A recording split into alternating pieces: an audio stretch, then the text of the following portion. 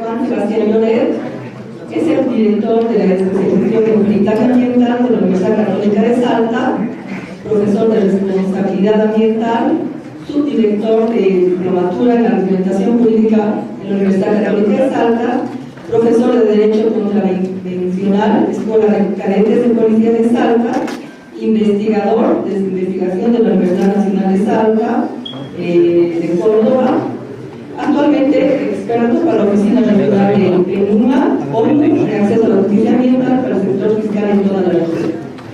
Bueno, tengo el gran honor de saludar al doctor. Bienvenido sea usted. Asimismo, tenemos al profesional doctor Iván Zárate Rivas, quien se encuentra con nosotros. Es profesional en gestión normativa estratégica para la biodiversidad del Ministerio de Medio Ambiente y Aguas del Estado Nacional de Bolivia. Él es abogado de la Universidad Mayor San Francisco Javier, es magíster constitucional, Universidad Andina Simón Bolívar, que también nos hará la exposición correspondiente. Gracias, bienvenido. Bueno, después de breve presentación, que sin duda es mucho más amplia la trayectoria que tienen nuestros profesionales que están presentes, voy a pasar a recordar un poco cuál es la misión del Tribunal Agroambiental. El Tribunal Agroambiental y los juzgados agroambientales son responsables de impartir justicia especializada en materia agraria, forestal, pecuaria, ambiental, aguas y biodiversidad, sobre la base de los principios de la función social, integralidad, inmediatez, sustentabilidad e interculturalidad, comprometidos con la protección de los derechos de los bolivianos, las bolivianas y los derechos de la madre tierra, a través de la vigencia plena e irrestricta de la Constitución Política del Estado y las leyes vigentes. ¿Qué espera de nosotros? ¿Cuál es la visión que tiene la población en general cuando administramos justicia? El Tribunal Agroambiental y los juzgados agroambientales son instituciones reconocidas socialmente para la defensa de los derechos fundamentales de la madre tierra, de los bolivianos y las bolivianas, de las presentes y futuras generaciones. Esperan que garanticemos la justicia en materia agroambiental mediante los fallos que emitimos. Es importante también recordar que los principios de la jurisdicción agroambiental, específicamente ya señalados, en particular la función social. La función social es el que prevalece el interés de la sociedad, de la madre tierra y del respeto de los derechos humanos sobre todas las actividades de uso y aprovechamiento de la tierra, los recursos naturales y la biodiversidad. Cualquier actividad que ocasione impacto al medio ambiente se entiende la protección de la madre tierra como la protección a la naturaleza, considerando el efecto en los seres vivos y en el hábitat natural. El principio precautorio. Este principio es muy importante que realicemos porque obliga a evitar y prevenir de manera oportuna, eficaz y eficiente daños al medio ambiente, la biodiversidad, la salud humana y los valores culturales intangibles, sin que el juzgador pueda omitir o postergar el cumplimiento de esta obligación, alegando la facultad de certeza científica. La responsabilidad ambiental, que obliga a una amplia, efectiva y plena reparación de los daños causados al medio ambiente y la naturaleza, sin interesar la condición del responsable. La jurisdicción agroambiental es considerada como una entidad para la consolidación del sistema de justicia plural. En base a la normativa de la ley 1715, es que esta judicatura agraria da sus primeros pasos, perfeccionando modelos procesales como son las audiencias orales.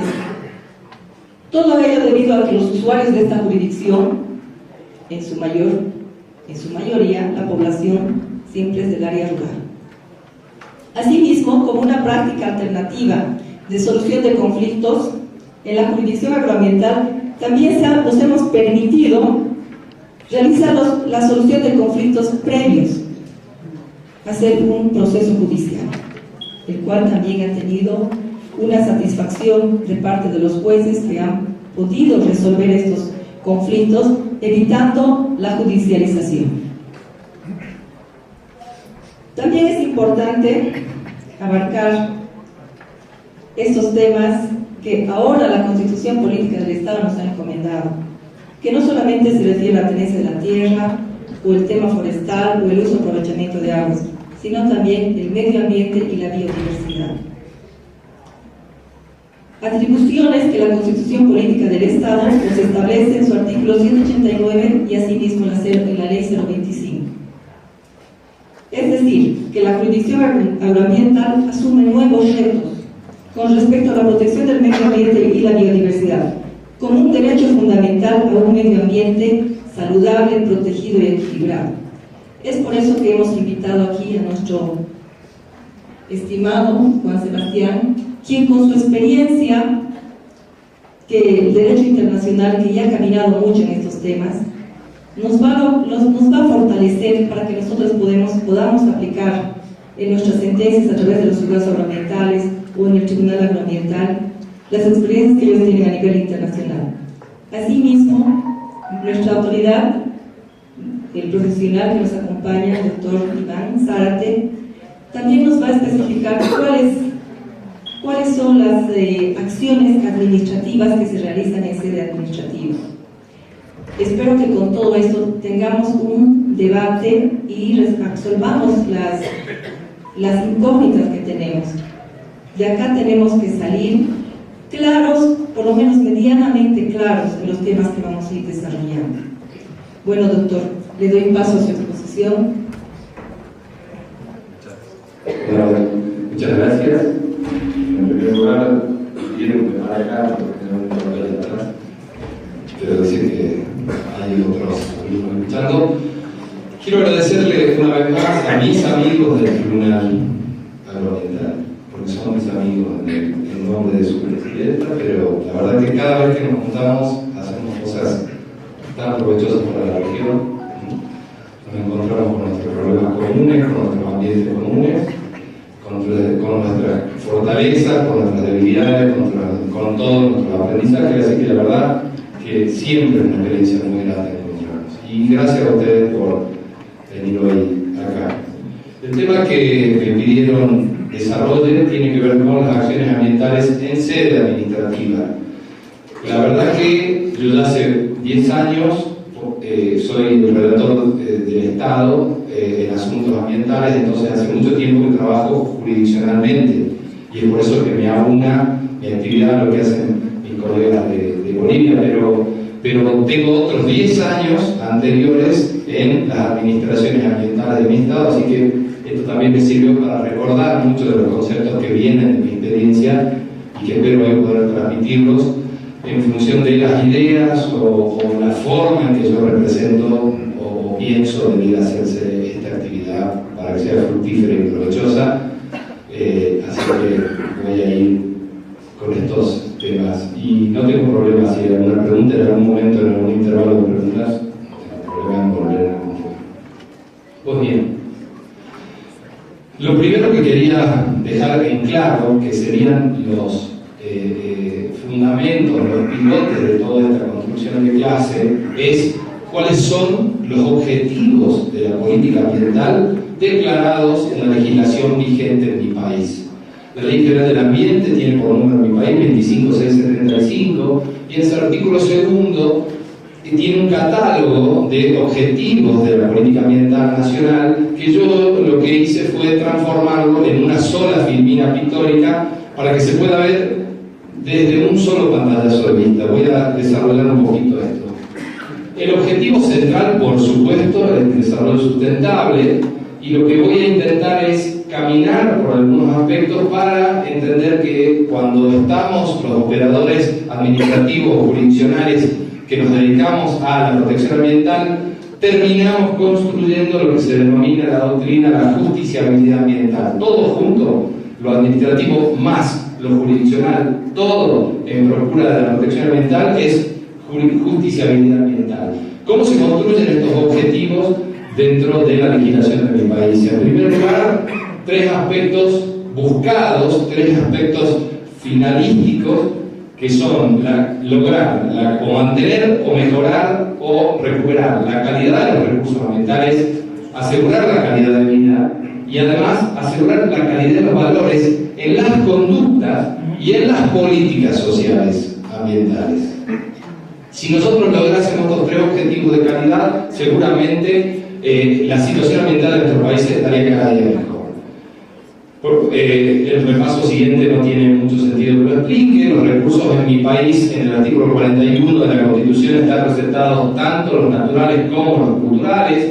La calidad de vida como bien jurídico protegido y como sujeto de derechos no solo alcanza a las generaciones actuales, sino a las generaciones futuras. Es decir, se puede reclamar por actividades lesivas que puedan resultar perjudiciales para personas que todavía no han nacido y que van a ser nuestras generaciones venideras.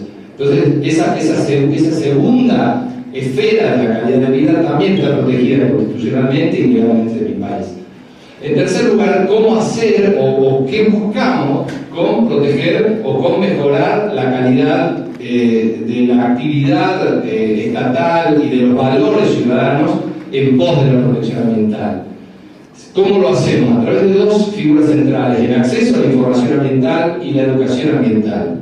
Estos tres vertientes convergen en dos elementos centrales que son generalmente los que se regulan administrativamente y los que se reclaman jurisdiccionalmente. La gestión y manejo de los riesgos ambientales, típica razón regulatoria de la administración ambiental, y el aseguramiento de la participación social decisora, es decir, que en cualquier toma de decisión que afecte intereses ambientales debe participar la comunidad. Finalmente, los tres aspectos de protección o los tres cuadros o secuencias de protección que tiene el sistema ambiental. Estoy pensando en el sistema ambiental global. He mirado por encima su legislación y es bastante parecido. La estructura son muy similares normativamente hablando, legislativamente hablando.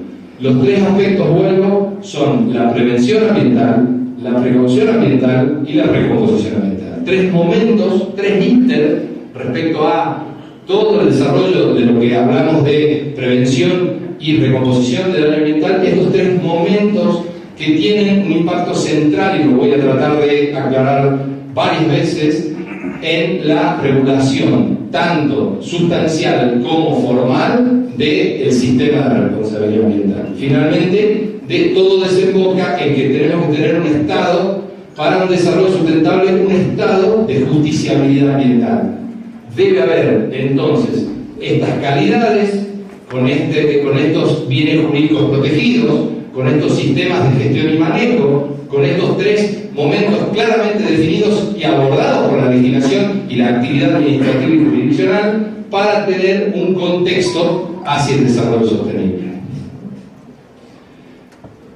¿Existe un derecho a la protección ambiental? La respuesta es claramente sí. Si yo lo miro a nivel regional, a nivel interamericano, hay una opinión consultiva que lleva por número 23 del año 2007 de la Corte Interamericana de Justicia, que explica suficientemente el derecho ambiental interamericano tal como es el prisma, la forma de mirar que tiene la Corte Interamericana. Me parece que es un CENIC, un elemento central de cualquier operador jurisdiccional debe tener en claro que debe mirar o mirarse y reflejarse en su tarea cotidiana. En esta opinión consultiva deja claro algo que todos sabíamos, pero necesitamos que la Corte Interamericana lo diga. En primer lugar, que hay un derecho a la protección ambiental que es un derecho humano fundamental, y nos explica la Corte que pertenece a, hablando de generaciones históricas del desarrollo de los derechos humanos, a los derechos económicos, sociales y culturales.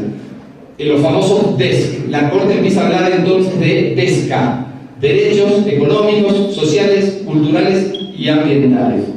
Lo encuentra en el artículo 26 de la Convención Interamericana, del Pacto de San José de Costa Rica, y además en el artículo 11 ya aparece finalmente expreso en el Protocolo de San Salvador, que es el protocolo reglamentario o operativo de los DESCA, establecidos en nuestro pacto interamericano. En segundo lugar, dice que también la Corte Interamericana dice que hay una estrecha conexión, interdependencia e indivisibilidad entre la protección del medio ambiente, el desarrollo sostenible y los derechos humanos. Y de ahí puede desenvolver unas de formas de regulación o formas de juzgamiento respecto a derechos humanos fundamentales como el derecho a la vida, a la integridad personal, a la libertad ambulatoria, etcétera, etcétera, a las cuestiones culturales y demás, y dicen hay una intrínseca relación con lo ambiental. Entonces empezamos a entender qué es nuestra materia. Es derecho ambiental, pero también es derecho fundamental vinculado a otro. Y esa es la forma en que normalmente, cuando se hacen reclamos comunitarios, vienen los casos a los tribunales, mezclado, intermezclado con los pedidos de protección a otro tipo de derechos. En segundo lugar, la Corte Interamericana clasifica las formas en que se sostienen legislativamente las maneras de protección ambiental. Y dice que por un lado lo encontramos como derechos sustantivos, el derecho al ambiente o a la no degradación del ambiente en sí mismo, vinculado entonces a derechos como, dije recién, vida, integridad personal, salud o a la propiedad, pero también lo encontramos como derechos de procedimiento. Estos derechos de procedimiento, dice la Corte Interamericana, sirven para asegurar esta protección ambiental buscada por estos pactos. Estos derechos de procedimiento, el ejercicio de los derechos de procedimiento respaldan, en definitiva, y esto lo quiero decir pausadamente para que quede, porque es parte del sustento de la charla que yo quiero brindarte, sustenta la formulación de las políticas ambientales. Es decir, hay una sinergia entre tener derechos de acceso o derechos de procedimiento y buenas políticas. Por lo tanto, las buenas políticas en su fase sancionatoria en sede administrativa deben asegurar que estos derechos de acceso funcionen. Quiero dejar esa idea en claro. Si hay derechos constitucionales o derechos fundamentales de procedimiento para la protección ambiental, eso asegura políticas. Las políticas deben también abonar, cimentar esto. Esto que digo, ahora lo voy a desarrollar, pero quería dejarlo claro. ¿Dónde están esos derechos de acceso? ¿Cuáles son? ¿A qué se refiere Lloret cuando dice esto? Esto empieza o tiene primer paso en la Declaración de Río en el año 92, donde 178 gobiernos firmaron lo que tal vez es el Pacto Universal de Protección Ambiental, la famosa Declaración o Convención de Río. En su principio 10, dice la Convención que la mejor forma de tratar las cuestiones ambientales es con una expandida información pública, una fuerte participación social y un amplísimo e irrestricto acceso a la justicia. Estos tres elementos, acceso a la información, acceso o fuerte participación y acceso a la justicia irrestricto, tanto administrativa como judicial, es decir, acceso a justicia en sentido amplio, incluyendo los métodos alternativos de solución de conflictos, es decir, acceso a justicia, cimentan una buena política ambiental y por lo tanto juegan para tener una buena protección ambiental. Hace muy poco tiempo, los países de nuestra región se sentaron y firmaron en Costa Rica, en Escazú, firmaron un pacto regional para asegurar estos tres derechos de acceso. Repito, información, participación y acceso a la justicia. Esa convención, que Bolivia es una adelantada, porque entiendo que ya la está aprobando, así que es de lo más importante o la mejor manifestación de entre todos los países suscribientes de América Latina, después de Costa Rica, creo que es la segunda, ¿no? ¿Sí? En Escazú se definen entonces los derechos de acceso. Y fíjense, el derecho de acceso a la información pública, yo lo sintetizo, fija dentro de su articulado que es el que rige el principio de máxima publicidad. Es muy difícil hoy que un gobierno o una política pudiese argumentar que no va a dar a conocer una información que previamente pueda ser catalogada como información pública ambiental. En segundo lugar, asegura el derecho de acceso a la participación pública ambiental. Y dice que debe garantizar, los estados suscribientes deben garantizar los mecanismos participativos en el proceso de toma de decisiones, actualizaciones, autorizaciones ambientales, actividades de impacto significativo sobre el medio ambiente y la salud. Es amplísima la fórmula, porque lo que está buscando es que no haya situaciones como, por ejemplo, una que sucedió en mi estado, en que una administración da una concesión o da una licencia, da un permiso y luego tenga algunas formas de articular actualizaciones, reconducciones o lo que fuera, sin dar en ese momento participación. La participación debe ser en cualquier instancia originaria o revisora de la actividad habilitante o permisionaria del Estado. En tercer lugar, el derecho de acceso a la justicia ambiental. Escazú, y fíjense que voy metiendo en la clase que me pidió el tribunal, que es que hable esta vez de sede administrativa, asegura acceso a instancias tanto judiciales como del tribunal, pero administrativas también, para impugnar y recurrir en cuanto al fondo y al procedimiento. Fondo y procedimiento. Es una revisión amplísima la que se puede hacer también en sede administrativa.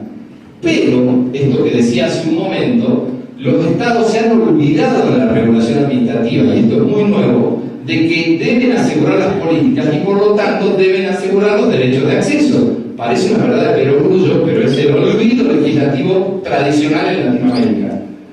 Fíjense que si yo tengo que asegurar formas de acceso y mi actividad administrativa, sancionatoria o habilitante debe asegurar estos derechos de acceso, tengo que asegurar mecanismos de procedimiento de reclamo administrativo cuando se trata de cuestiones de información ambiental, de participación pública, de afectación de manera adversa al medio ambiente, que es generalmente la única que trae la legislación, es decir, daño o previsión de daño, es la única forma sancionatoria administrativa. Y ya se venían olvidando de información y de participación. Y finalmente, contravenir normas, es decir, la mera afectación administrativa a los principios de legalidad objetiva en el actuar de la administración. Debe ser completo y total la actividad regulatoria y sancionatoria de las administraciones ambientales. Estoy diciendo esto so pena de que en general nuestras administraciones latinoamericanas no lo están haciendo. Es un gran olvido. Y están, y voy a adelantar un poco mi opinión, están muy concentradas en lo jurisdiccional, es decir, en el daño. Una administración pensando directamente en el daño, cuando tiene muchas tareas por hacer previa. Trabajé 10 años en fiscalización ambiental en mi estado. La información, la participación, la prevención, que va a ser el punto central, antes de la actividad de reconducción, evitación o finalmente reparación del daño, que es una actividad que a la propia administración la encuentra en la legislación, y he visto que en la de ustedes también, legitimada para ocurrir a los tribunales que reclamarla. Cuando la administración viene pidiendo eso o viene intentando sancionar eso dentro de su seno, es porque falló en todas las tareas que tenía en el cuaderno en las páginas anteriores y llegó el daño. Y hay que irlo a pedirlo a la administración jurisdiccional. Yo quiero transmitir esta idea porque no es una idea sencilla, no es una idea cómoda para los administradores. Vuelvo a decir, 10 años trabajé en la administración, no es una idea cómoda, pero es a ciencia cierta textualmente lo que está pidiendo la legislación. Ámbitos de responsabilidad como sistema. En mi país, el artículo 29 de la ley 25675 regula 3 ámbitos de responsabilidad, y eso que está ahí arriba es textual. La responsabilidad civil o penal por daño ambiental. Fíjense, en mi país es muy claro. Y es muy claro en la legislación, no claro en las reglamentaciones administrativas. Es muy claro en la legislación. Dice, si uno lee textual, dice la responsabilidad civil o penal por daño ambiental corta es independiente de la administrativa. Ergo, y además yo estoy de acuerdo con una interpretación literal textual de eso, el daño se discute en sede jurisdiccional por la vía penal o por la vía civil. Luego hay una responsabilidad administrativa. Mi charla está tratando de explicar dónde debe estar bien centrada respecto a convenciones internacionales, palabras de la Corte Interamericana y palabras constitucionales, esa regulación administrativa. Además, la legislación, y yo por ejemplo ahí cito la ley 7070, que es la ley de mi estado, que está adecuada a la ley nacional. Nosotros tenemos un sistema de pisos y techos donde la legislación estadual no puede violar, sino que debe ser o igual o más regulatoria, o sea, más exigente que la legislación nacional. La legislación de mi estado dice que estas acciones son independientes y acumulativas, se rigen por principios generales que gobiernan a cada materia, y el cumplimiento de una pena, ¿sí?, acá arriba, el cumplimiento de la pena no releva al infractor del deber de reparar o recomponer los daños ambientales relacionados. La reparación siempre está, y eso es un imperativo constitucional en el artículo 41 de la Constitución argentina. ¿Qué es lo que planteo entonces como sistema de responsabilidad ambiental? Porque si cada uno de los sistemas se rige por los principios generales que gobiernan a cada materia, pareciera que tenemos un administrativo ambiental, un civil ambiental y un penal ambiental, y no es así. A mi entender, al humilde entender de este servidor, nosotros tenemos un derecho ambiental y por lo tanto tenemos un sistema de responsabilidad ambiental, un sistema único, armónico, homogéneo y que tiene una finalidad específica, que es la protección del ambiente, como había dicho al principio: calidad de vida, calidad de los recursos, calidad de las actividades estatales de regulación. Si esto es así, ¿cómo funciona? ¿Cómo se construye? Yo les cito a un autor argentino, se llama Pastorino, Leonardo Pastorino, amigo de mi colega Olate, que dice que el concepto de autonomía en derecho ambiental o en derecho agrario es lo mismo. En este caso está asociado a una idea de identidad, de tipicidad de la normativa.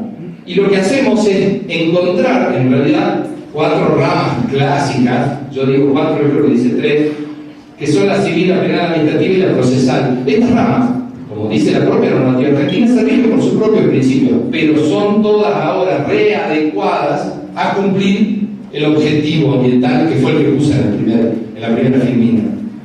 Si esto es así, hay una especialización normativa que es el derecho ambiental, y ese derecho ambiental no puede ser otra cosa que tener su propio sistema de responsabilidad ambiental armónico, que lo penal funcione coordinadamente con lo civil, que lo civil funcione coordinadamente con lo administrativo. Los tres, cada uno con sus instrumentos y herramientas. En el penal la pena, en el civil la condena indemnizatoria, reparatoria, y en lo administrativo la infracción y la sanción. Todos deben abonar a lo mismo, a proteger. ¿Qué hay detrás de construir un sistema de derecho en particular? O un sistema de responsabilidad para un derecho, una especialización de derecho en particular. Hay una decisión política. ¿Cómo es esa decisión política? Yo puedo, con estas 3 ramas, civil, penal o administrativa, tomar una decisión dónde quiero poner el eje amplio de la protección. ¿Y dónde quiero poner el eje amplio de la protección? Tiene mucho que ver con lo que estamos hablando. Quiero un derecho muy fuerte, represivo, tengo que tener un derecho penal ambiental grande, fuerte, sancionatorio, lleno de tipologías sancionatorias para la protección ambiental. Quiero exactamente lo inverso, quiero tener un Estado donde la autonomía y la voluntad sea muy fuerte.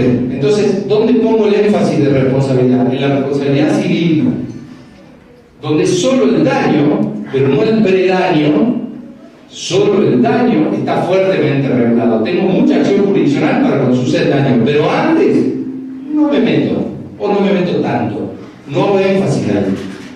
Hay una tercera forma de regulación, dice Pastorino, que es una regulación intervencionista. Si yo lo que quiero es adelantarme al daño de última ratio penal o al daño luego de la autonomía de la voluntad civil, y quiero llegar antes en la conducta y regular las conductas, ¿sí?, de los ciudadanos para que no haya afectación, es decir, quiero ser preventivo, lo que tengo que hacer es tener una regulación intervencionista. ¿Qué voy a encontrar entonces? Mucha reglamentación y regulación administrativa.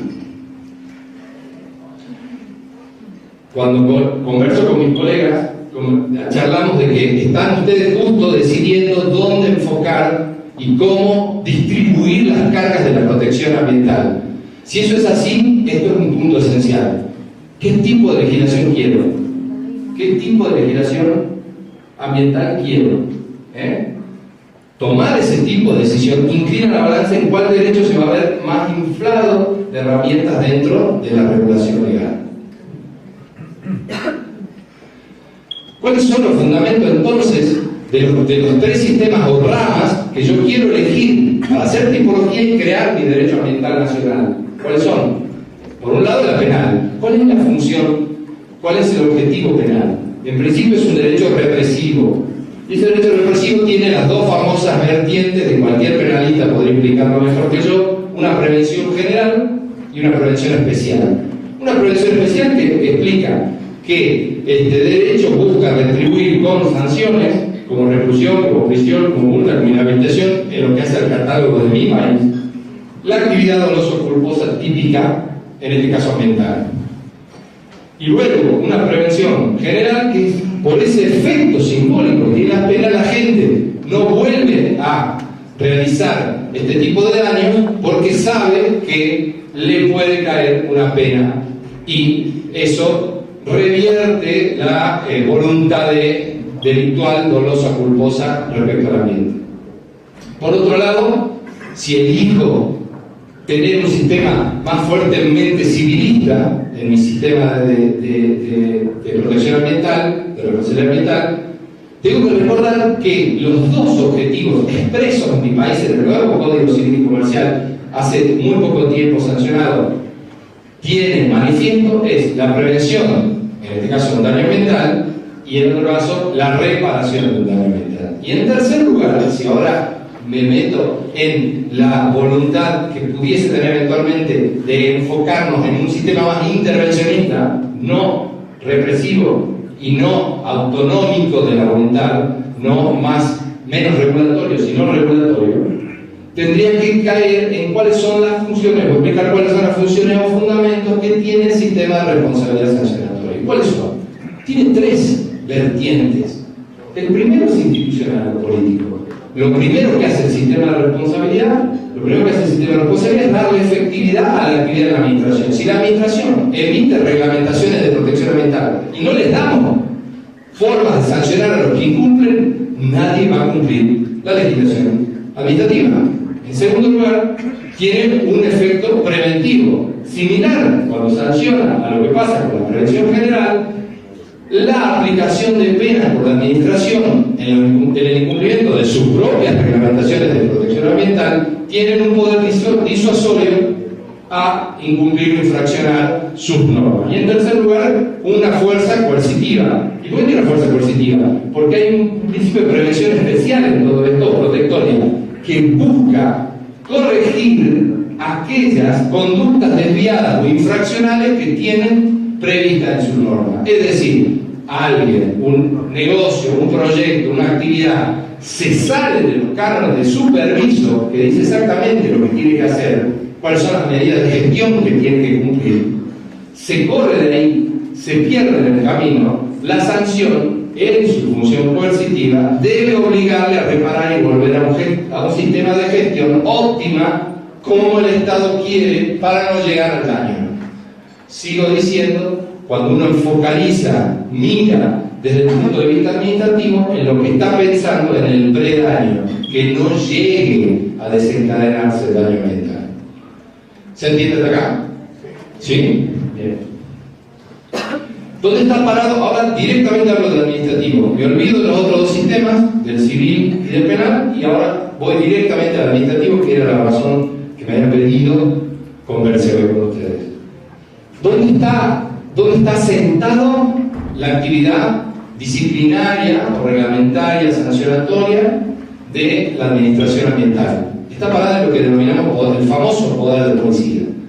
El poder de policía significa la potestad que tiene constitucionalmente la administración, el Estado administrador, de reglamentar los derechos y garantías constitucionales, limitándolo en pos de un objetivo de interés público, como es la protección ambiental, la calidad de vida, la calidad de los recursos, etcétera, etcétera, etcétera.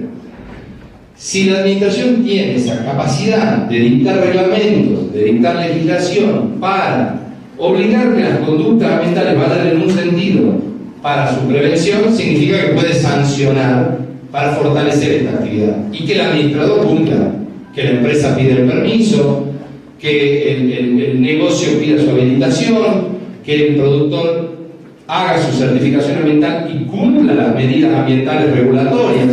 Ahí está parado el poder de policía ambiental. ¿Cómo históricamente se usaba este poder de policía? Eran las famosas command and control.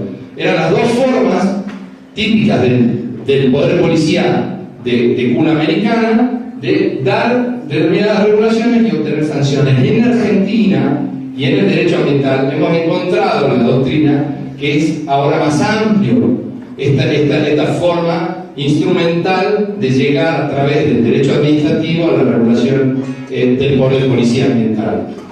Y fíjense que a esas funciones clásicas las podemos redividir o redistribuir en la función de habilitar, de controlar y de sancionar. Lo que hago al momento que un emprendimiento quiere hacer una actividad con impacto ambiental, ¿qué hago si le doy el permiso durante la vida de este proyecto que tiene condiciones, que hizo un estudio de impacto ambiental y tiene una matriz que va a hacer ciertas actividades, que va a tomar ciertas precauciones, que va a tener ciertas formas de mitigación? Todo eso debo atenderlo en la vida. Por eso vuelvo a la primera idea que dije, que era como fuerte. La administración que está pensando en cómo sancionar daño se olvidó que dio un permiso y que ese permiso está pautado. Y que si esa actividad comienza a tener impactos, empieza a jugar su propia responsabilidad en la prestación del servicio de administración de protección del ambiente. Y eso no le gusta a los administradores, y no me gustaba a mí cuando estaba en la administración, pero es real. Es donde pierde tiempo, porque además el efecto, si quieren, simbólico o publicitario de una administración que abrió una gran causa por daño a un proyecto específico, se ve más que la actividad de todos los días de ir a hacer auditorías, tomar muestras, seguir permanentemente a un proyecto y que el proyecto nunca se salga de los cabales, que siempre esté ajustado al deber ser del permiso que le concedieron. El Estado moderno obviamente ya no solo se basa en el derecho administrativo sancionador, tiene otras fórmulas para llegar, y son la famosa autorregulación regulada, es decir, esas cuestiones de regulación privada que han empezado a hacer obligatorias las propias administraciones. Llámese certificaciones ISO, auditorías con participación social, etcétera, etcétera, etcétera. Balances, ahí puse otro, ecogestión, balances sociales, seguros obligatorios, todas formas que coadyuvan al derecho administrativo sancionatorio a que los sujetos que realizan actividades con impacto ambiental la hagan de la mejor manera y nunca llegue el daño. Esa sería la idea. Esa es la fortaleza de este sistema y es el olvido del sistema. Eso es lo triste. ¿Cuál es? Y ahora sí entiendo un puente. ¿Por qué este muchacho vino de Argentina? Muchacho, que medio grande. ¿Por qué este muchacho vino de Argentina y dice informar, participar? Si eso no es sanción de daño, no, pero sí son cometidos de la política ambiental. Lo dijo la Corte Interamericana, lo dijo Cazú. Si eso es así, la administración debiera concentrarse en más que solo sancionar el predaño y el daño. Debiera hacer algo más para que todo funcione armónicamente como objetivos de la política ambiental, que fue la primera firmina. Entonces me concentro un segundo en esto. Si los objetivos ambientales estatales son más amplios y, por ejemplo, deben controlar el deber de informar, de acceder libremente a la información pública ambiental, tienen que dictar procedimientos de acceso público a datos. Ante su violación, tiene que prever sanciones correspondientes. Si el objetivo es dar participación, debe dar procedimientos de licencia social de actividades. Si hay violaciones a esos procedimientos, debe sancionar. Debe asegurar la regulación de la gestión ambiental. Entonces debe reglamentar cómo va a dar correctamente habilitaciones estatales de actividades, llámese certificados de aptitud ambiental, licencias o permisos, concesiones estatales, etc. Si se violan, en el momento del control se descubre que hay desviaciones del licenciatario, permisionario o que fuera, deben también sancionar. Entonces no es solo la famosa regulación chiquita que dice cuando acontezca el daño, entonces reacciono y impongo una sanción, porque eso no es jurisdiccional. Lo que tiene que hacer es preparar su actividad estatal, ir a la justicia y reclamarla, pero tiene que ser mucho antes. Tiene que prevenir. El principio fundamental del derecho ambiental es prevenir. Entonces, si tiene que prevenir, perdón, ahí corrieron los dos. Si tiene que prevenir, tiene que certificar previamente cuál va a ser el manejo que va a asegurar esta empresa. Si tiene que precaver, es decir, que tiene que aplicar el principio precautorio, tiene que muchas veces preguntarse si en realidad, en función de la incerteza científica que tiene de si va a haber o no daño y que va a ser grave respecto a la actividad que se quiere hacer, frenar, usar tutelas inhibitorias administrativas.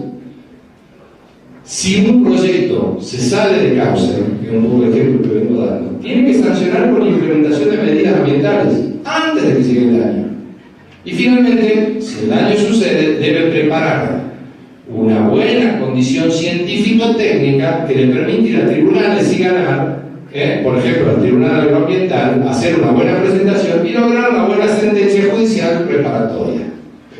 Tiene muchas obligaciones de Estado, muchas obligaciones. A veces creo que están perdiendo el tiempo, recorriendo las vías colaterales, recorriendo la colectora, en vez de ir por la autopista. Entonces la responsabilidad objetiva del particular, en este caso estoy refiriendo a la responsabilidad objetiva administrativa del particular, pasa por un montón de cosas que el Estado puede hacer y muy bien y con mucha eficiencia, mucho mayor eficiencia que lo podemos hacer en el sistema judicial, que es más lento y que solo está concentrado en si hubo daño o si hay una situación de daño prácticamente desarrollándose, entonces usamos el principio preventivo. ¿Y qué puede hacer el Estado en este punto?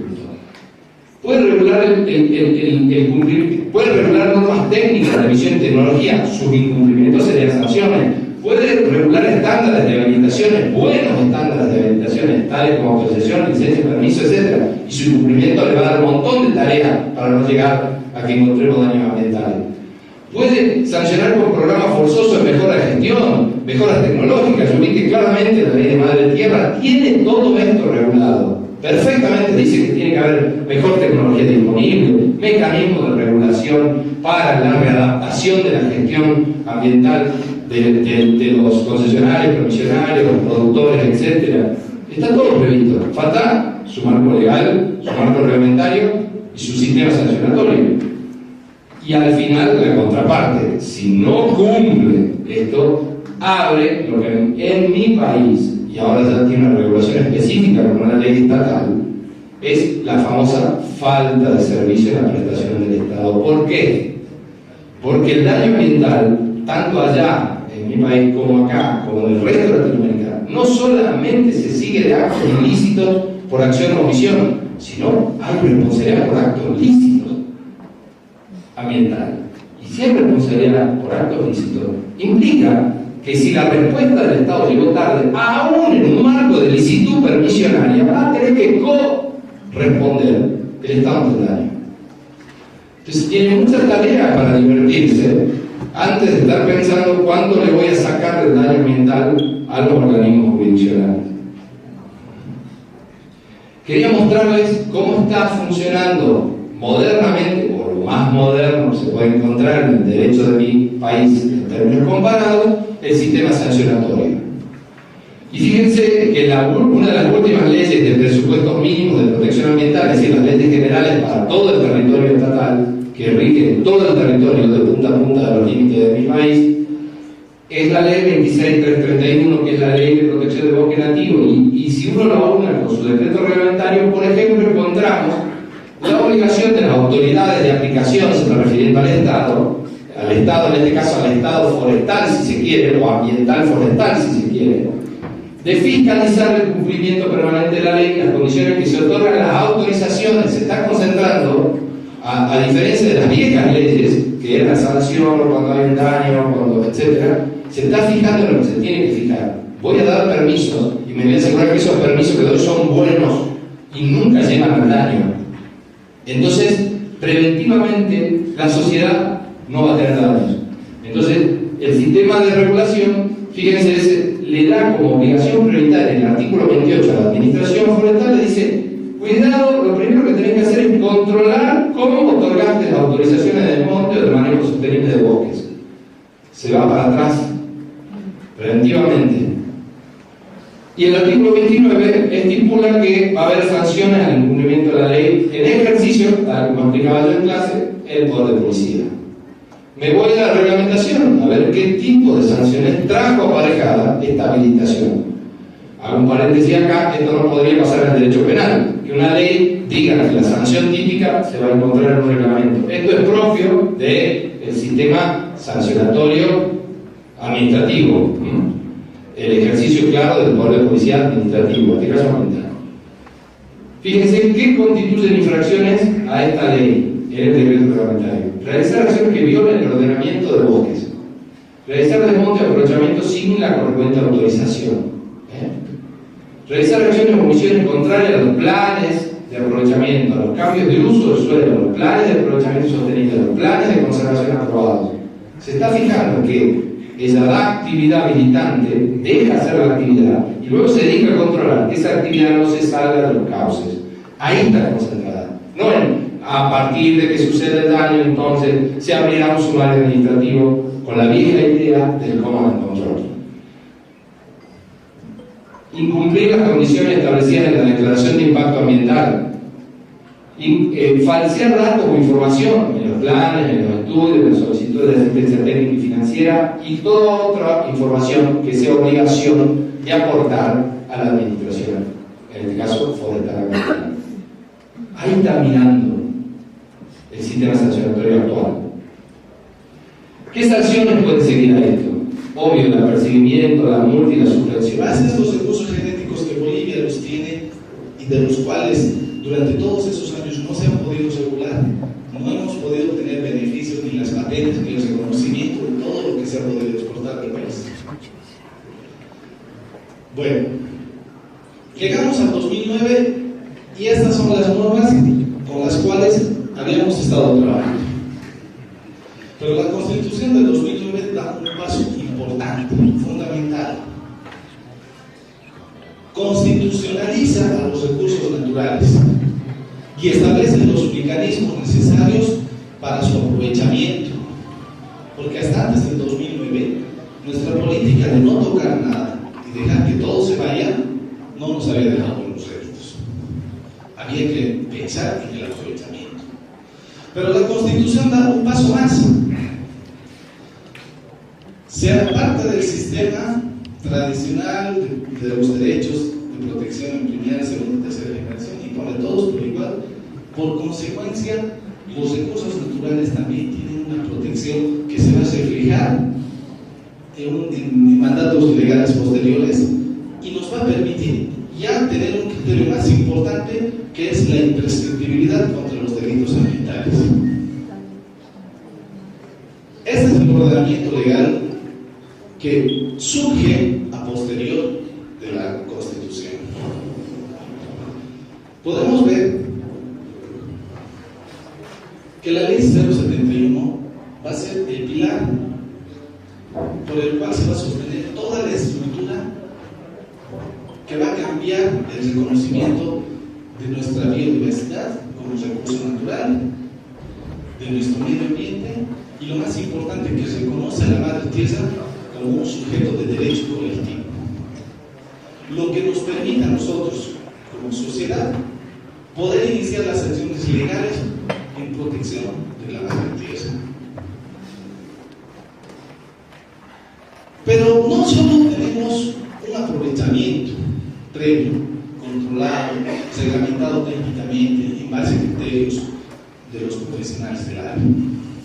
También nos permite tener disposiciones de orden administrativo con los cuales el administrado puede ser primero solicitante de la titularidad de un derecho o en su defecto puede ser sujeto a un procedimiento sancionador.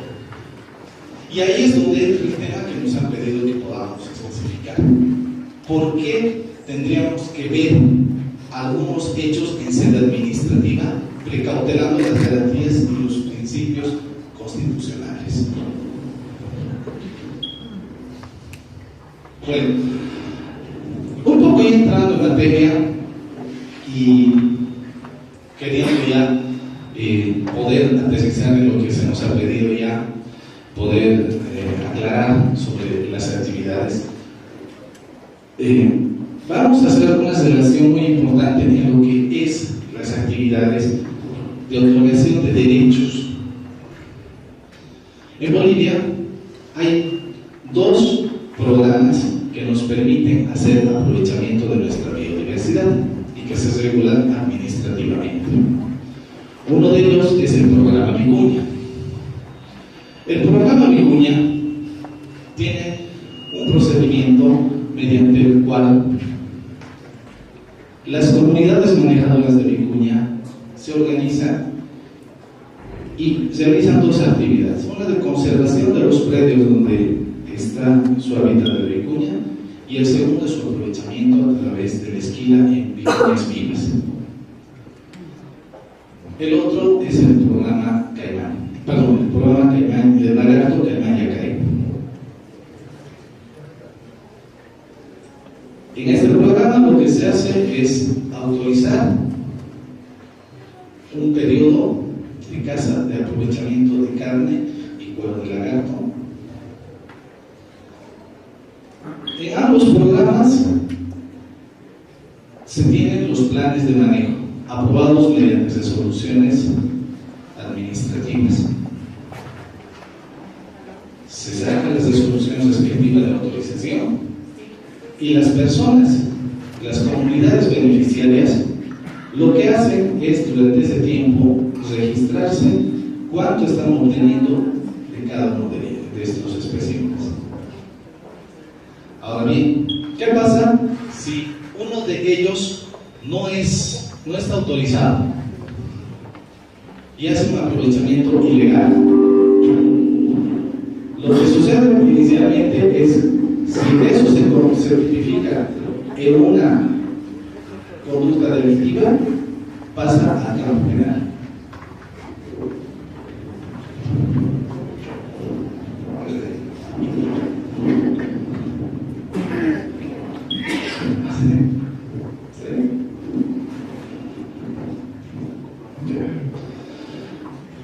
Entonces, ahí tenemos una regulación de orden administrativa muy importante en el país.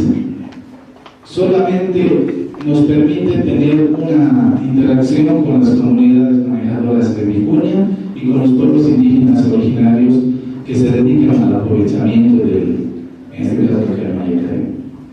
Ahora, todo este proceso posteriormente, cuando los productos que se obtienen tienen que ser comercializados, tienen una reglamentación que es el Decreto Supremo 3048, que es lo que se regula lo que les hablamos de la Convención CITES.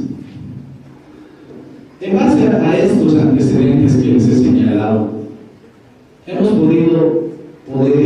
identificado los siguientes criterios con los cuales podríamos regular varias actuaciones. Primero, las actuaciones en sede administrativa son aquellas actuaciones procesales dentro de los procesos emergentes por las presuntas contravenciones al ordenamiento legal, que sería, en el caso nuestro, el procedimiento administrativo sancionador.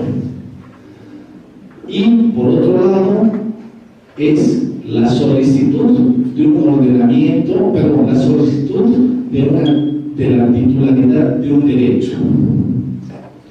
En base a estos dos campos de acción, nosotros, en el caso de biodiversidad, tenemos que tener el cumplimiento de ciertas características del acto administrativo, que vendría a ser, primero, que sea emitido por una autoridad del órgano ejecutivo que tiene la competencia y la jurisdicción para poder establecer las acciones. Segundo, que tiene que tener la materia clara. El Viceministerio de Medio Ambiente, Cambio Climático, Biodiversidad y Gestión de Desarrollo Forestal es la autoridad ambiental competente nacional para conocer una serie de temas que van desde temas forestales, biodiversidad y medio ambiente. En base a esa facultad que nosotros tenemos, nos constituimos como la entidad que en este caso tiene la capacidad para poder regular las acciones. Por otra parte, también podemos ver que esto nos va a permitir regular mediante resoluciones de primera instancia todas aquellas determinaciones que asumamos y que también puedan seguir el conducto regular pertinente, que sería en el caso, de acuerdo a la ley 2341, los recursos de revocatoria y el recurso jerárquico.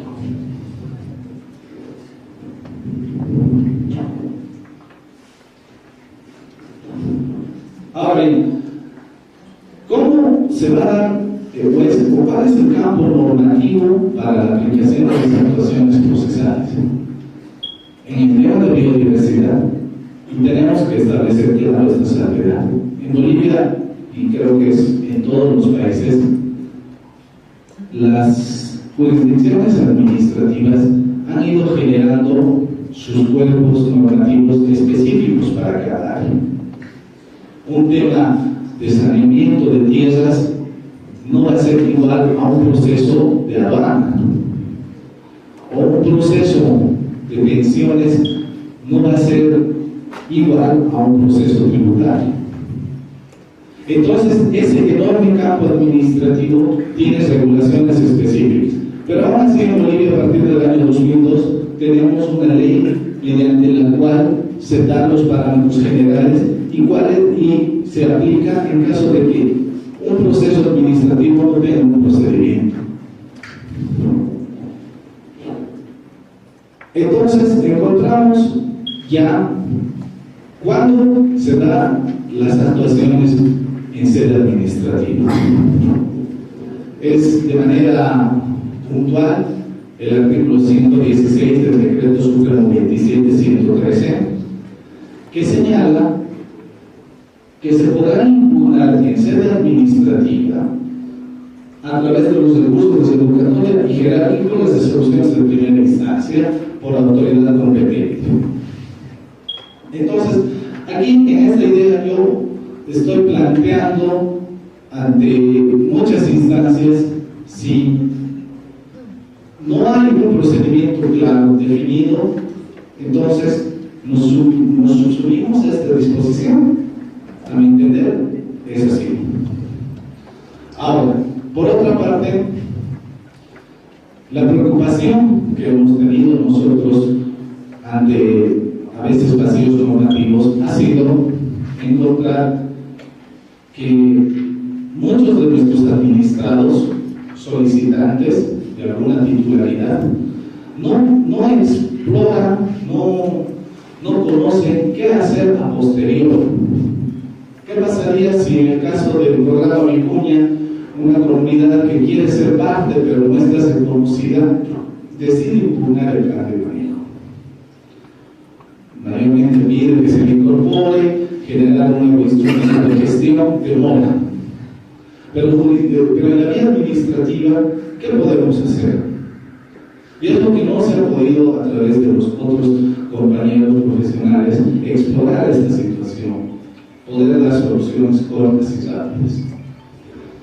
Ahora, si nosotros como administrados tenemos una serie de acciones que no están a nuestro criterio conformes a nuestra solicitud, ya nos establece la ley 025 que todas las resoluciones emitidas por la administración pública pueden ser objeto de revisión, valga el término, por la autoridad jurisdiccional a través de una demanda contenciosa administrativa.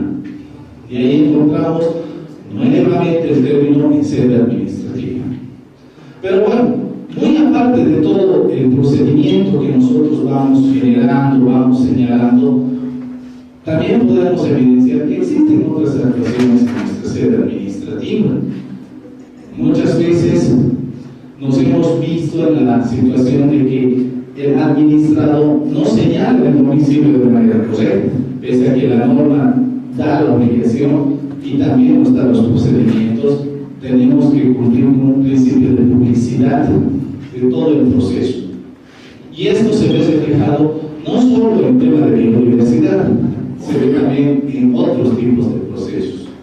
Es importante, por ejemplo, en tema de que existe una solicitud de acceso a un recurso genético que puede servir como tal para la elaboración de un fármaco para combatir una determinada enfermedad.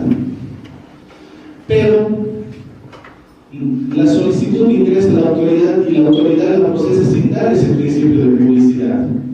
Y un pueblo indígena originario campesino que es reconocido constitucionalmente tiene algún interés en que también ese beneficio que va a llegar al Estado se refleje de manera directa a él. Es importante ahí el principio de publicidad. También es importante señalar que es importante precautelar el principio del debido proceso. El expositor que me antecedió señalaba el acuerdo de Escazú, el cual Bolivia también lo ha ratificado. Nos da un mandato de que generemos los mecanismos nosotros como Estado para poder brindar los mecanismos de acceso a la información. Pero no es el único caso. En tema de los famosos organismos genéticamente modificados, existe una disposición en el protocolo de Cartagena que también señala que precautelando el debido proceso, precautelando el acceso a la información, tiene que haber este principio de publicidad para que terceros interesados puedan hacer valer sus derechos.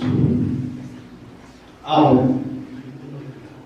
un poco ya para poder ir acabando la exposición, es importante señalar que en el caso de las actuaciones en sede administrativa, fuera de precautelar los principios, las garantías y nuestros derechos fundamentales reconocidos por la Constitución, tiene que haber un principio de celeridad. Y eso es lo que nos está atrasando a nosotros como administración pública. ¿Qué es lo que sucede cuando la administración pública tiene conocimiento de una solicitud y no la permite o no, por alguna razón, no la viabiliza en su acceso a los terceros interesados?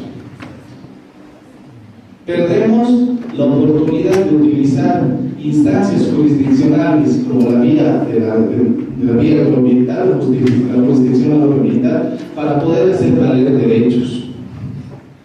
En Bolivia existe la ley del control social. Esta ley permite a toda la sociedad que tenga interés en un determinado tema poder activar las acciones en favor de la madre tierra o en favor de un determinado tema, con la finalidad de poder establecer el principio precautorio que se refleja en medidas, si valga el término, preventivas antes de que el daño se realice. Son una serie de acciones y de principios que todavía no están siendo usados a su cabalidad por los administrados. En el peculiar caso de mi dirección, donde trabajamos con recursos genéticos, que regulamos el uso de los organismos genéticamente modificados, que trabajamos contra el ilícito de vida silvestre, que generamos mecanismos administrativos de regulación, nos vemos en la situación de que todas las actividades que se realizan no son plenamente conocidas por los administrados por los abogados patrocinadores. Esto a la larga va a ocasionar que haya malos entendidos de la norma, precisamente porque no se está dando cumplimiento a lo que ya tenemos establecido desde el año 2009 a la fecha. Muchas gracias.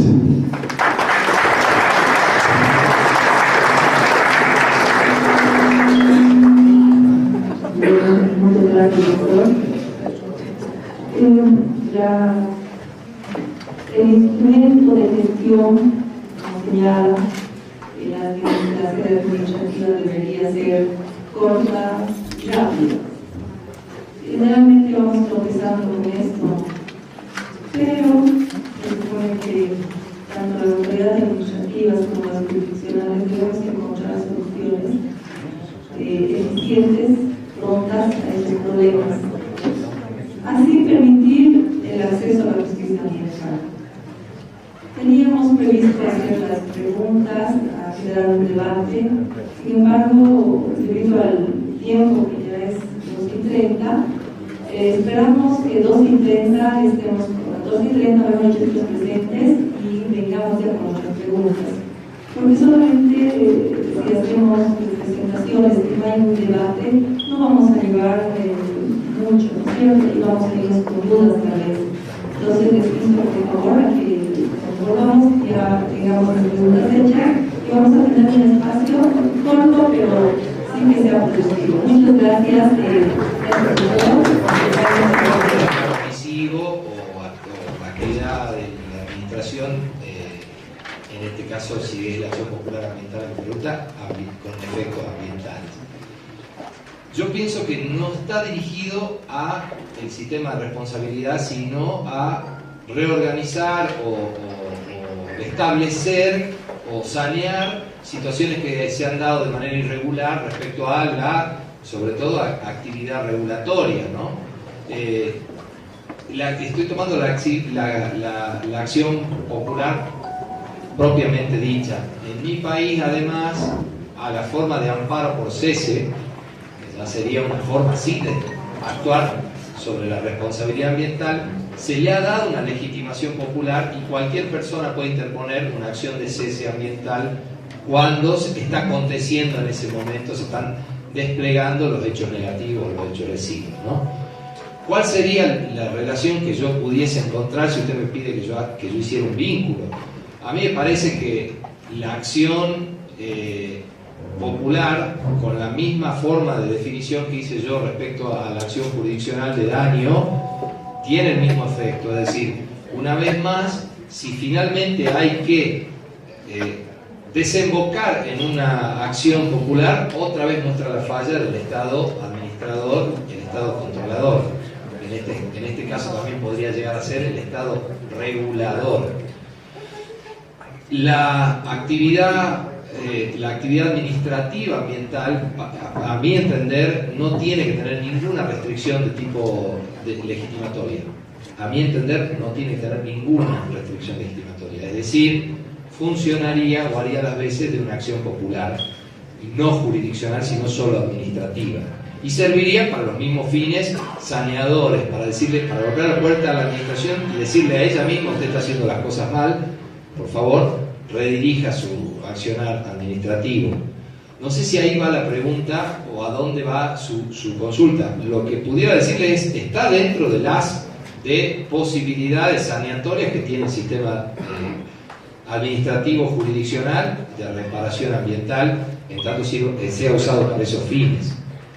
No sería parte de un sistema de responsabilidad stricto sensu, digamos, ¿no? Es decir, una responsabilidad persecutoria, penal o administrativa, o una accionar reparatorio en términos civiles. Sería una acción constitucional que toca aquello que la administración, por ejemplo, regulatoriamente se ha excedido, no ha sido razonable, y entonces, o ha sido omitiva, y entonces uno plantea una acción popular para transformar esa situación administrativa y volver las cosas a sus causas. Sería, si usted quisiese, yo reharía mi firmina y pondría también un espacio de responsabilidad constitucional, digamos. Lo que pasa es que yo lo sobreentendí en función de que las políticas públicas tienen su propio remedio, ¿no? Amparo, habeas corpus, habeas data para acceso a la información pública, etc. No quise entrar en un debate más bien de acciones puramente constitucionales, ¿no? Gracias.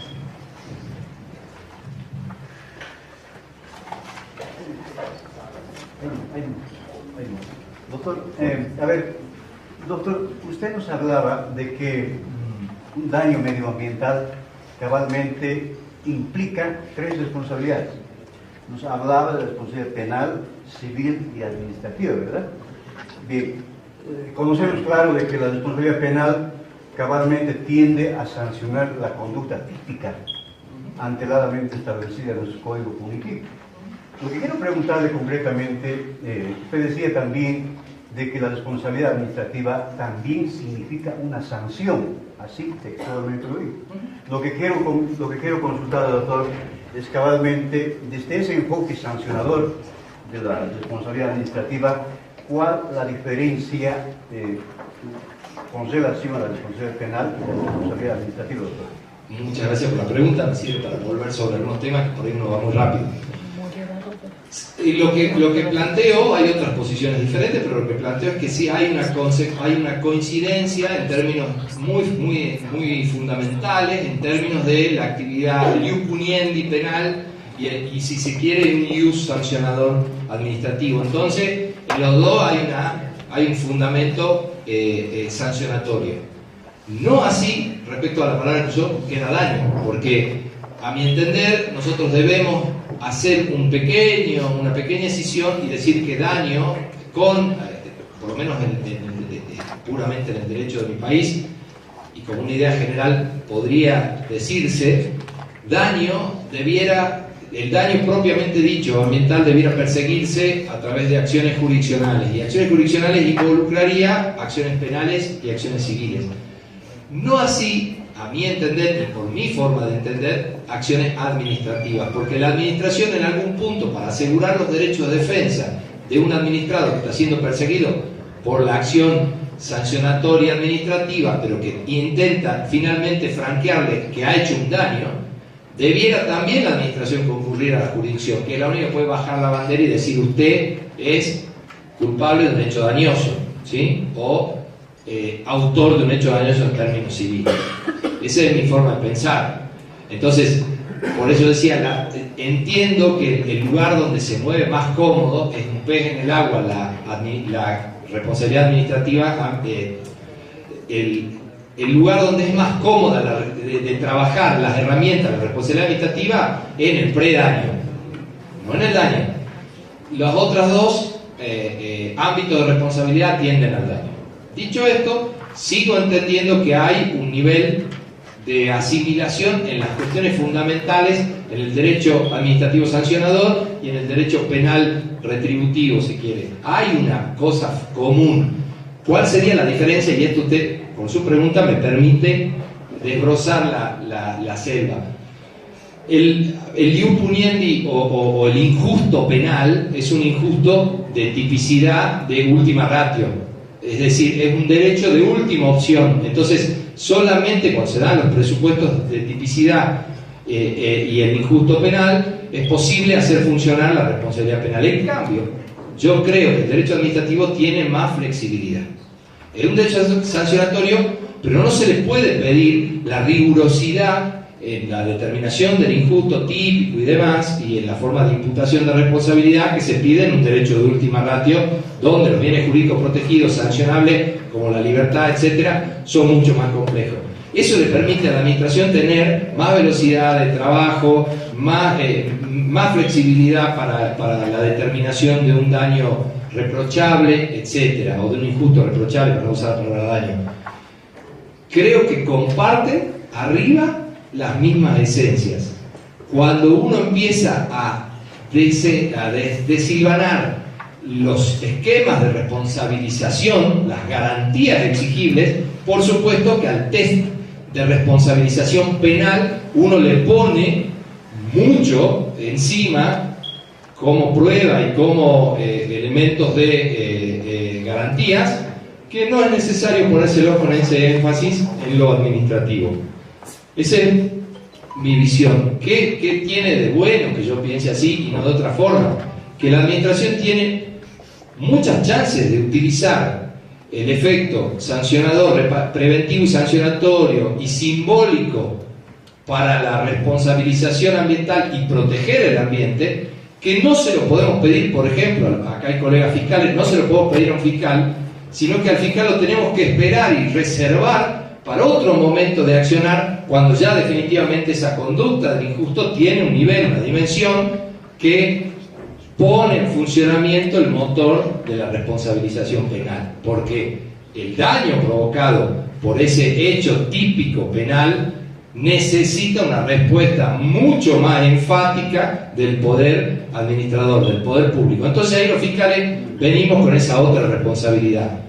El problema es que llegamos a veces a estos puntos porque no se han hecho bien las cosas antes. Es mejor prevenir que curar. En el derecho ambiental lo entendemos perfectamente.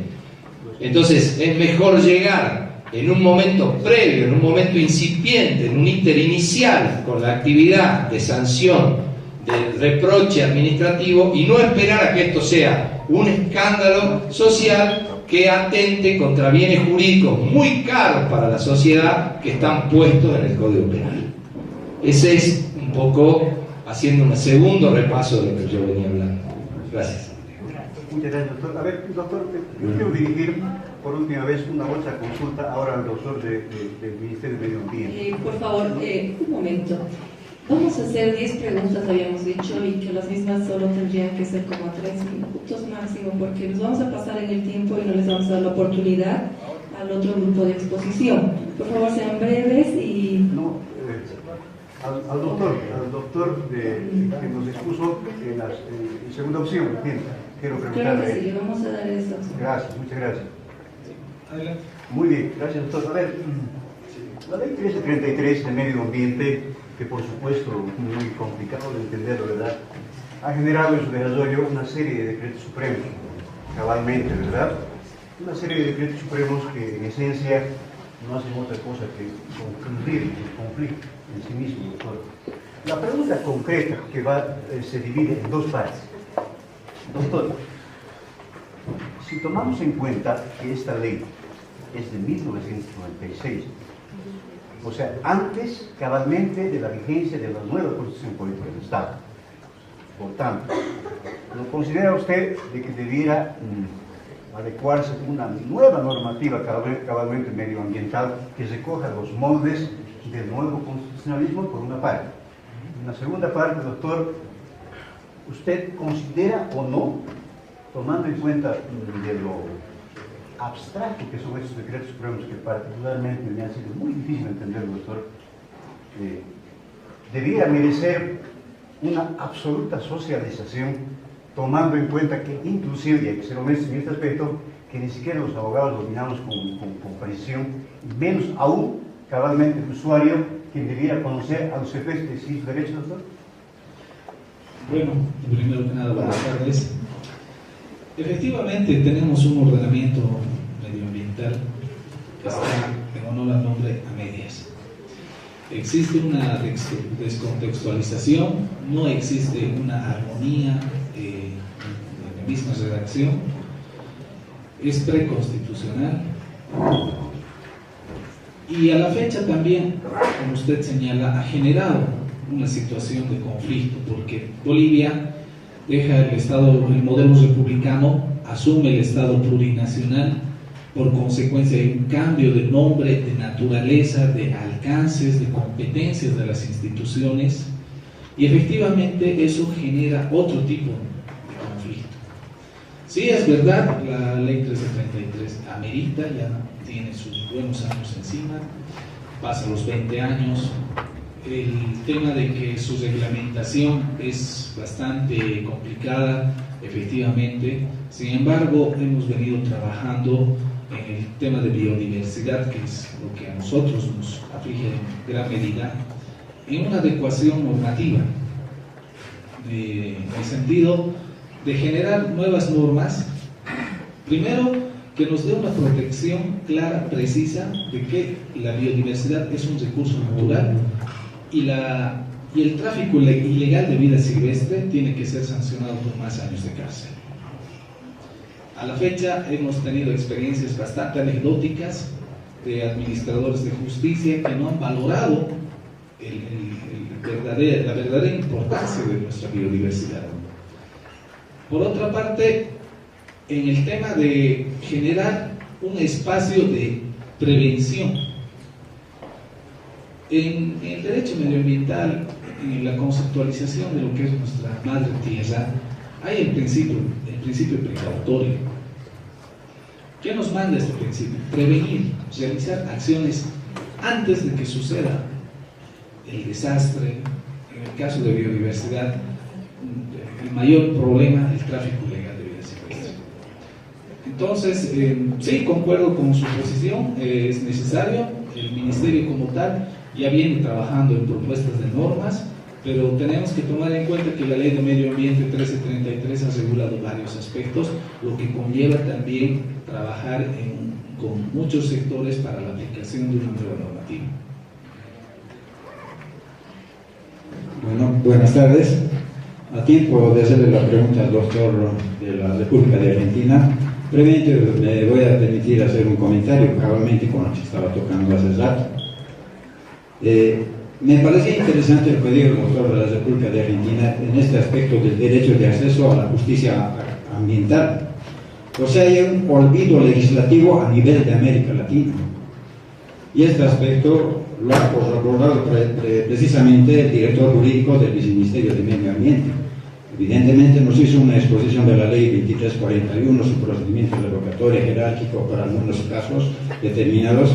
Nos ha hablado del saneamiento, del proceso forestal, y nos ha hablado inclusive del proceso administrativo de Vicuñas, que llegó un momento determinado y dijo, ¿dónde impugno? Y ahí está el interrogante, y eso corrobora lo que dijo precisamente el doctor de la República de Argentina. Y este aspecto, ya viendo nuestra realidad nacional del Estado plurinacional de Bolivia, si analizamos, la Constitución Política del Estado ha sido promulgada el 7 de febrero del 2009. Ahí se ha hablado ya del Tribunal Agroambiental, ya no del Tribunal Agrario Nacional, se ha hablado de competencias ambientales, biodiversidad, autorizaciones, etcétera, etcétera, en el tema ambiental. Se ha implementado luego la ley número 025, que se ha promulgado el 24 de junio de 2010. Ahí también se han puesto los jueces agroambientales, Tribunal Agroambiental, las atribuciones en materia ambiental, pero hasta ahora no se ha dado, no se ha utilizado esa situación. ¿Y por qué esta situación? Si ustedes analizan la disposición transitoria segunda de la ley número 025, si bien tenemos competencia en materia ambiental, sin embargo esa disposición transitoria segunda lo deja latente, o sea, no está en funcionamiento. Y si lo analizan la disposición transitoria tercera, ¿qué dice la disposición transitoria tercera de la ley 025? Nos dice, doctor, que hay un periodo de transición, ¿sí? ¿Puede entrar? Al punto, por favor. Sí, por favor, voy a entrar, esto es muy importante para el debate. Porque hay un periodo de transición, nos dice la disposición transitoria tercera, de 2 años, para que la Asamblea Legislativa Plurinacional haga las leyes acomodando a la ley 025 y a la Constitución Política del Estado. Hasta ahora no ha pasado nada. Y eso quiero dejarlo en tela de debate, porque si vamos a hablar de debates de estas situaciones, es muy importante, porque la ley 1333 es del 27 de abril del 92, la ley 1700 es del 12 de julio de 1996, y la ley del Código de Minería es del 7 de marzo de 1997. Por lo tanto, no hay adecuaciones a leyes, y es muy importante esto. Con las disculpas del caso, ahora voy a hacer la pregunta al doctor de la República de Argentina. El artículo 347, parágrafo de la Constitución Política del Estado, nos habla de la imprescriptibilidad de los delitos ambientales. Quisiera preguntarle cómo es en el país de la República de Argentina si existe esta imprescriptibilidad de los delitos ambientales. Gracias. Bueno, en primer lugar, agarro lo primero que dijo. Yo expliqué claramente que entendía que el sistema de responsabilidad ambiental debía ser uno solo y debía funcionar en ámbitos coordinados, armonizados, para dar respuestas tuitivas en distintos estadios de situaciones ambientales negativas, que teníamos que tratar de tener un fuerte componente administrativista para llegar antes de que el daño suceda, y luego, acontecido el daño, los sistemas de procesamiento de los casos civiles para los casos de daños y penales para los casos de daños que se configuran en tipicidad ilícita. los tres funcionando armónicamente, o sea, si esto realmente se llegase a concretar, lo que entiendo es que se logra lo que puse en la primera filmina, un Estado, así como lo buscado del desarrollo sostenible, lo buscado en términos de que el sistema de normas funcione, es lo que yo puse en mi filmina, denomino justiciabilidad ambiental, es decir, que hay un estado de justicia global, total, eficiente, coherente, con atención ciudadana, con raigambre social y atención a las situaciones de vulnerabilidad, etc. Eso un poco para ponerle contexto a cuando yo dije, creo que las sociedades latinoamericanas no hemos hecho todos los deberes y todavía no estamos en una situación, en un estado de justiciabilidad buscado, perseguido, ¿no? Lo puse como un horizonte. Y es verdad que eso atenta contra el acceso a la justicia que nos exige, por ejemplo, varias de las constituciones, casi todas las constituciones latinoamericanas y los tratados que estamos firmando. Punto y aparte, y respecto a la pregunta que usted me hace sobre imprescriptibilidad de los delitos ambientales, en mi país no hay una determinación expresa y normativa de que los delitos ambientales resulten imprescriptibles. No la hay. Hay interpretaciones jurisprudenciales que han trabajado en ese sentido, porque en mi país lo que sí es imprescriptible son los delitos de lesa humanidad. Con toda la explicación que yo he hecho sobre la consustanciación de los derechos humanos con los derechos ambientales, que ya lo ha dicho hasta el Tribunal de la Corte Interamericana, de que los derechos ambientales, los derechos a la protección ambiental son derechos humanos, puede hacerse una interpretación extensiva que diga que esa imprescriptibilidad que está determinada para los delitos de lesa en mi país pueden también alcanzar a los delitos ambientales. Hay tribunales que se han expresado en ese sentido. La jurisprudencia no es totalmente uniforme, no está definido, no está terminado y sobre todo no está ni constitucionalizado ni legislado. Diferente es cuál es la opinión doctrinaria mía. Yo creo que esa interpretación de lesa hoy prácticamente se vuelve obligatoria en función de que debemos perseguir los fallos de la Corte Interamericana en mi país. Espero haberle dado respuesta. Una pequeña aclaración más que va a realizar y con eso estaríamos concluyendo las preguntas. Por favor, vamos a proceder después de la siguiente panel. Bueno, solo un par de puntualizaciones. He señalado en la exposición que dentro de la práctica jurídica de nuestros colegas abogados, el tema administrativo no se ha desarrollado, el uso de estos recursos que están en la vía administrativa, señalando el ejemplo de darse alguna situación en el tema de regulación de biodiversidad, como fue el programa Vicuña. En otro tema, solo aclararle al doctor que nos hacía la relación de las normas ambientales, el código de minería que usted ha citado ya ha quedado derogado. A la fecha existe una nueva ley de minería y metalurgia, que es la ley número 535, que igual establece una serie de mecanismos, igual establece un procedimiento administrativo, establece una autoridad competente, que en este caso es la AJAM, y que a su vez también ellos desarrollan una jurisprudencia, por así señalar, en temas de regulaciones como el tema de minería, solo para citar un ejemplo. Gracias.